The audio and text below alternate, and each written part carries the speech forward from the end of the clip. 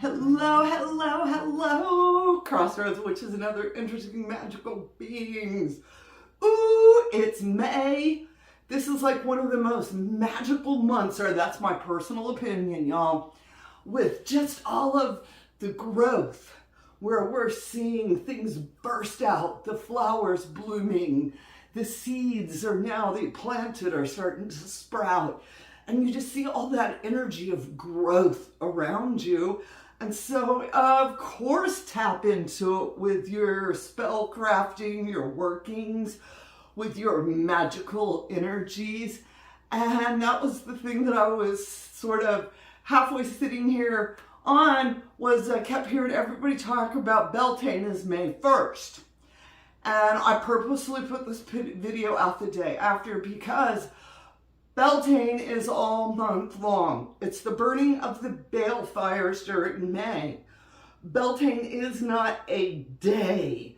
You do not miss it. Beltane is an energetic moment that happens over the course of several weeks. And it really is about tuning into that. Obviously, I have notes for all y'all who know. And of course, you can go to houseofwitchcraft.com. And my notes are posted up there if you want to go back, reread. I also have sometimes little workings, a little bit of magic in my notes that I don't necessarily say out loud here on the video. And then I'll put those up there for those of you that go to our website to get the notes. So, growth. Yes, this is the time for growth. This is the time for fertility, abundance, and also this is good healing energy as well. And of course, love. And don't forget, the most important love that you can practice is self-love. So this is the time to be doing those spring beauty washes. Put that extra mask on and some cucumbers, you know, and take care of yourself. And of course, manifestation, as I was saying earlier, everything you can see the growth coming out. So this is the perfect time for manifestation workings. And to remember that Beltane, the month of May, the balefires are all about dancing, about celebrating. This isn't the perfect ritual. This is about the spontaneity, the joy, like I said, tapping into the season of Beltane and embracing it. You know, I was just outside actually a little bit ago, and we have wild buttercups. And so I was picking the buttercup and I was pulling the petals and, you know, this is going to be a good year. This is all these wonderful things. And I was doing, you know, these abundance, manifestation type energy, and I was using the petals of the flower for my spell work. You know, I mean, used to we'd sit through that, you know, he loved me not, he loved me not type things, not understanding the roots of that. And that is some really powerful magic. So please go sit out in your yards and grab a hold of a flower and do a little bit of petal magic, all right?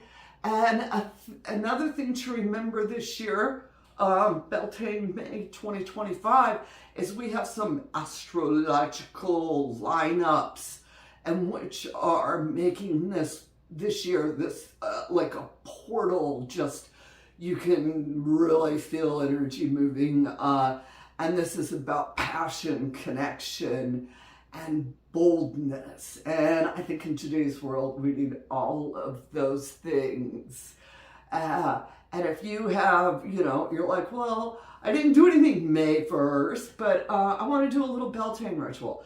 Beltane, again, like I said, is the spontaneity, the joy. This is a very simple ritual. This is not an elaborate time for rituals.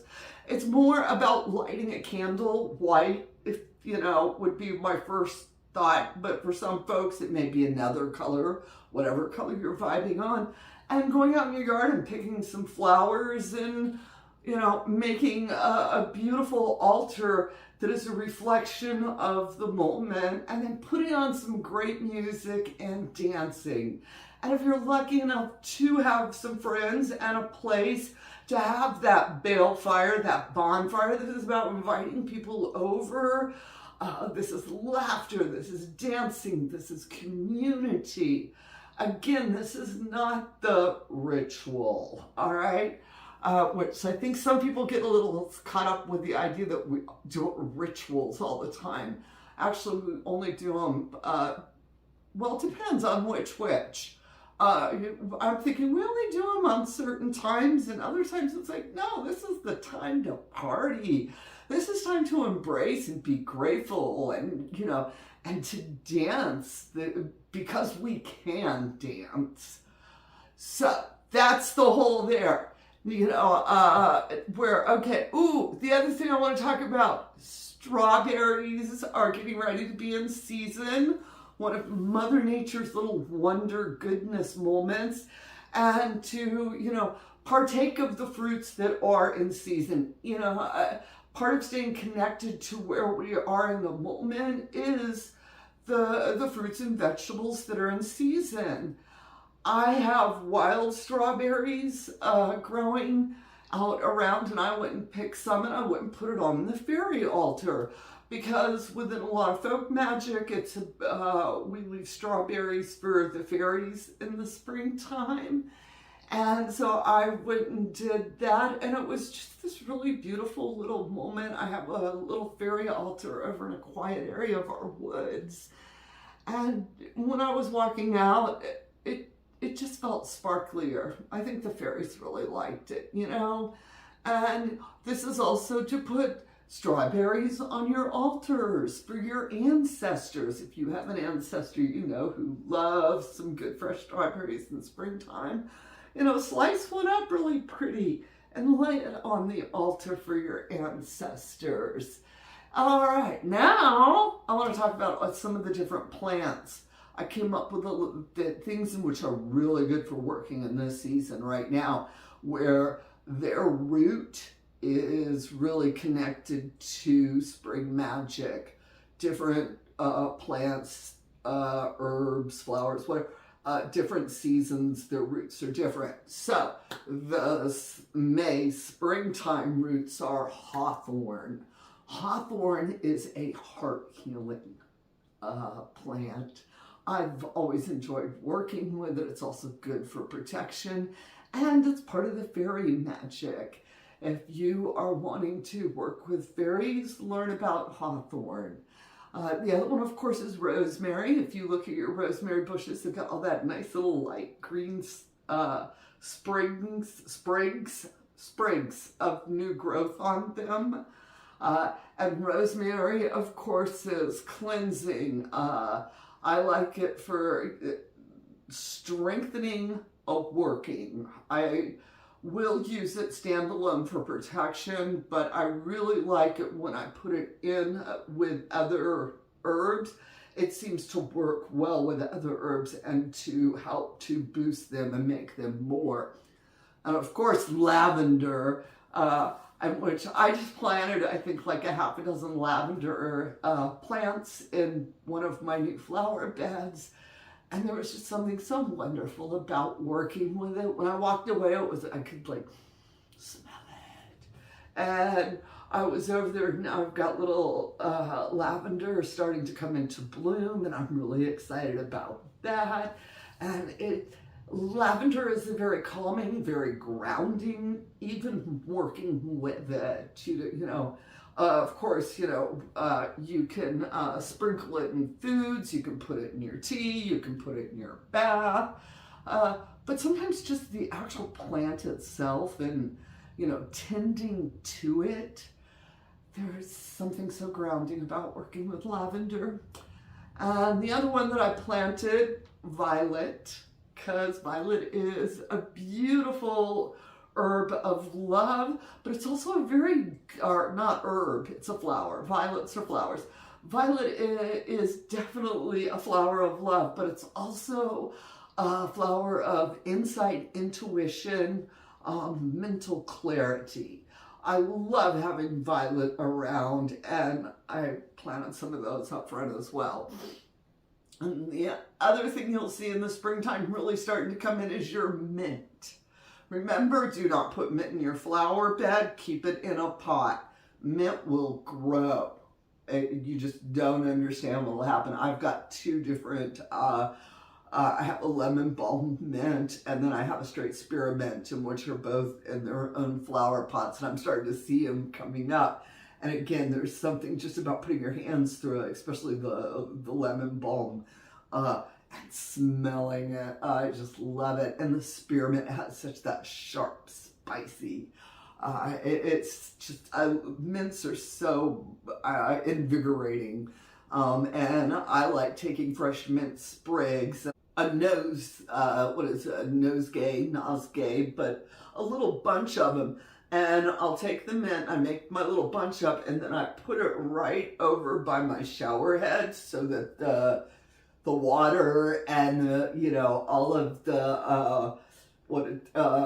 the steam coming up, and then you can start to smell it coming through, and it's just, it is very energizing to do. And that's very simple. Just go out in your garden, clip, bound them up, hang it over by the shower, take a nice hot shower, and ooh, yes, you will come out feeling really refreshed. Excuse me, I had a moment. You can also take all of the lavender, the rosemary, the mint, put them together and do the same thing I was talking about in the shower, and that is just a wonderful magical headspace energy. You'll come out of it like ready to dance the full moon. And one of the things I'm going to be doing for the month of May, and I would love for all of you to join me, is to have one magical moment a day through the month of May. Doesn't matter when you see this video, you can start whenever you want. And if you go to, like I said, the House of Witchcraft.com, go to the website, look for the May notes, and on there you will see my 30 Days of May challenge, where I have started. I started yesterday actually, but every day I'm going to do something a little magical. What does that mean? It means whispering a blessing into my coffee. It means drawing a sigil on my wrist. I like to draw little sigils on my wrist. It means thanking the earth while you're taking a walk. It means maybe lighting a candle and just saying thank you and sitting there a couple of minutes before you go to bed or before you go to the next transition of your whatever. But as far as really getting myself in tune and that feeling of wanting to embrace the small things in life, I've challenged myself, and I challenge you, I want to hear in the comments, to do one thing magical every day for the entire month, and then mark it off on your calendar. And if you need suggestions on what's my one thing wonderful magical I want to do, I wrote down some suggestions for you so that you could go through, and they're simple little things. It's as simple as burying a coin in the dirt and asking for financial blessings. A very quick, simple little working to do. Enchant your jewelry for strength and confidence before wearing it. That's where you get your jewelry and put it in your hand and magical breath it, maybe sprinkle stuff on it, maybe smoke it, whatever's your way. But put those energies into your jewelry. And I have a lot of other really great ideas that you can not only use in May, you can use whenever you want to. So please go check those out. And of course, I'm going to say, if you want to get more into my world, into the House of Witchcraft, please join the membership below, the 13 Moon membership, where you be a member on YouTube. And you'll see the $14.95, and you'll see $2.99, $2.99 Spirit. Get you access into some of the stuff that I really try hard to do, but really you're just supporting the channel. I wish I'm not going to bullshit people on this. I'm trying to put videos up. Y'all, I'm trying. But the $14.99 one is the one in which gives you access to our 13 Moon program, where we meet every Thursday virtual.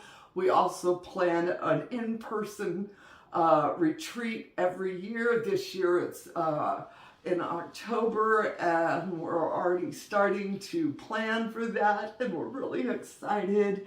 And we do virtual rituals, we do workshops, we have guest speakers, we have all sorts of things going on that we would love to have you come and join.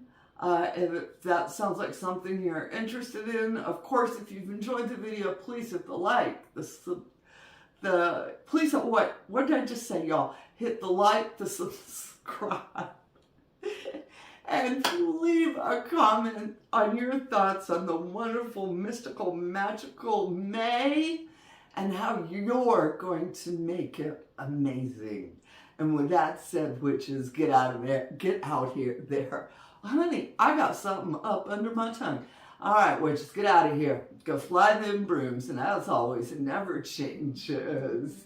Amen. Blessed be Ashe and a Bobo. Ah, my tongue was in my throat. I couldn't even talk right. Huh. All right.